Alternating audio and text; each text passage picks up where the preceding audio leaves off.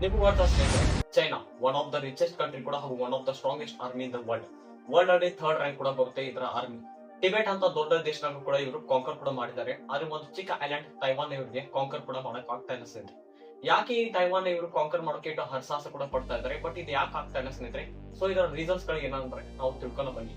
First of all geographical location. Taiwan ಒಂದು island ಎಲ್ಲ ಕೂಡ ಬರ್ತಾ ಇದೆ. ಇದು ಚೈನಾದಿಂದ ಸುಮಾರು 130 ಕಿಲೋಮೀಟರ್ ಬರುತ್ತೆ. ಹಾಗೆ ಇನ್ ಕೇಸ್ ಚೈನಾ ಮಿಲಿಟರಿ ಅವರಿಗೆ ಇದನ್ನ ಕಾಂಕರ್ ಮಾಡೋಕಾದ್ರೆ ಇವರಿಗೆ ಸಮುದ್ರವನ್ನ ದಾಟಿ ಬರಬೇಕು, which is impossible.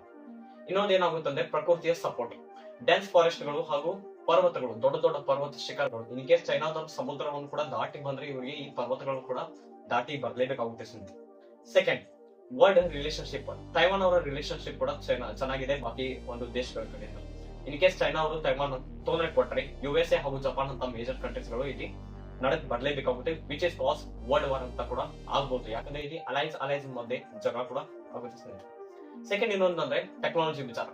In case China conquer ಮಾಡ್ತಂತ ತಿಳ್ಕೊಳ್ಳಿ ತೈವಾನ್ಗೆ, ಇಡೀ ವರ್ಲ್ಡ್ ಅಗೇನ್ಸ್ಟ್ ನಿಲ್ಲುತ್ತೆ ಸ್ನೇಹಿತರೆ. ಯಾಕೆ ಹೇಳಿ ಗೊತ್ತಾ? 60% semi conductors which is used in tablets ಹಾಗೂ ಲ್ಯಾಪ್ಟಾಪ್ಸ್ ಇಂತ ಅಸೆಟ್ಸ್ ಗಳಲ್ಲಿ ಕೂಡ ಇದನ್ನ ಯೂಸ್ ಮಾಡ್ತಾರೆ.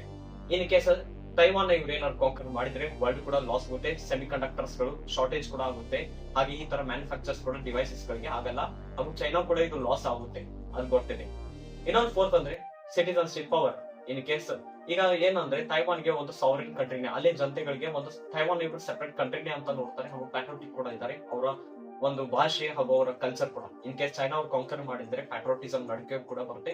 Taiwan wants to become a sovereign country, but ಇದು ಪಾಸಿಬಲ್ ಕೂಡ ಇದೆ. ಈಗ ಚೈನಾದವ್ರು ಕೂಡ ಈಗ ಕಾಂಕರ್ ಕೂಡ ಮಾಡೋಕ್ಕಾಗಲ್ಲ, ಯಾಕಂದ್ರೆ ವರ್ಲ್ಡ್ ಹೆಲ್ತ್ ಹಾಗೂ UN ಅಂತ ಈ ಆರ್ಗನೈಸೇಷನ್ ಕೂಡ ಬಂದೇ ಬರುತ್ತೆ ಸ್ನೇಹಿತರೆ. ಧನ್ಯವಾದ.